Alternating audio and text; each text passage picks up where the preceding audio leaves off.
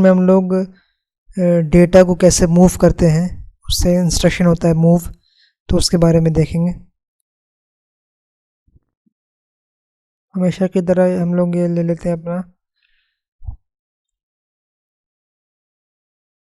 No contact always on ले लिया मैंने, और यहाँ से इंस्ट्रक्शन पे जाके आप यहाँ डायरेक्ट मूव लिख दीजिए, एंटर कर दीजिए। ये आपका सोर्स वर्ड आ गया, डेस्टिनेशन आ गया, यानी कि आपको क्या मूव कराना है वो इस सेक्शन में रहेगा सोर्स वर्ड में, कहाँ मूव कराना है वो डेस्टिनेशन में रहेगा।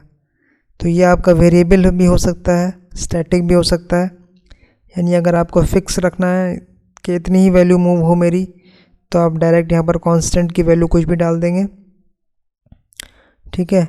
और अगर आपको उसको वेरिएबल रखना है तो आप यहाँ पर डेटा रजिस्टर लेंगे और उसकी वैल्यू को वेरी कराएंगे HMI के थ्रू, ठीक है। या कहीं से भी आपका जो ये डेटा रजिस्टर है जहाँ से भी इसकी वैल्यू चेंज होगी, नॉर्मली हम जो चेंज करते हैं वो HMI से चेंज कर सकते हैं, तो मैंने उसका एग्जांपल लेके बताया आपको, ठीक है।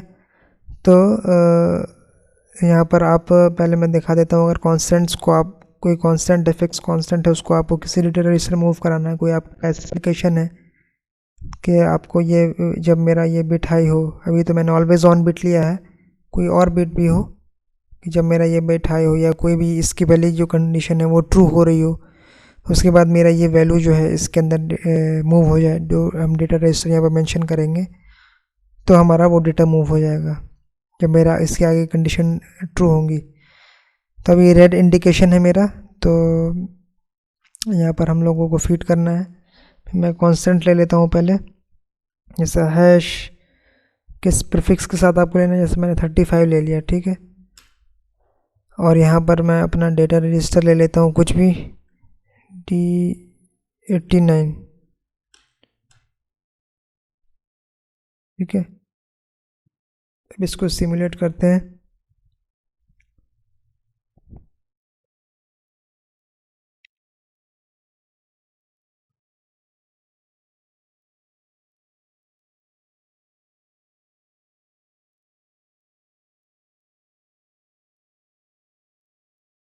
D35 आपका मूव हो गया है, ठीक है, D89 में। इसी ऐसे ही आपका कोई भी इंस्ट्रक्शन आगे होगा, कोई भी कंडीशन स्टोर होंगी, तो आपका ये एग्जीक्यूट करेगा ये फंक्शन, और जो भी डेटा आपको मूव कराना वो यहाँ पर आप फीड कर देंगे।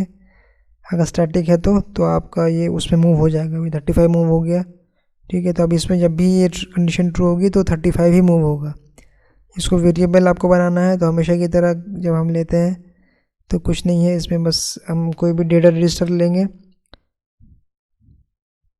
जैसे 88 ले लिया मैंने, ठीक है। और इसकी ये जो है D88 हमारा जैसे मेरा न्यूमेरिक इनपुट हो गया एक तरीके से HMI में, तो HMI में जो हम एड्रेस डाल देंगे अपने न्यूमेरिक इनपुट पे, तो वो D88 डाल देंगे, और वहाँ से जो भी हम वैल्यूज फीड करेंगे D88 के अंदर वो यहाँ पर वेरी होके चेंज होते होगी, और जो हम वैल्यू डालेंगे वो 89 में स्टोर होगी। तो ऐसे हम अपना डेटा मूव करा सकते हैं। तभी हम लोग देखते हैं सिमुलेट करके एक बार और।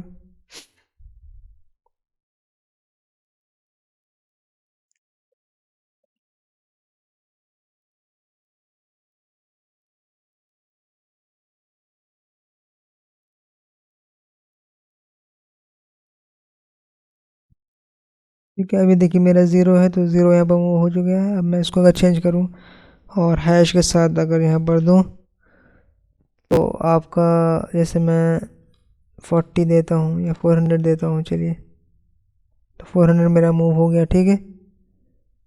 और यही देखिए, अगर आपको इसके अंदर यहाँ पर अगर यहाँ पर आप ये दे दें, एक मिनट, आप यहाँ पर,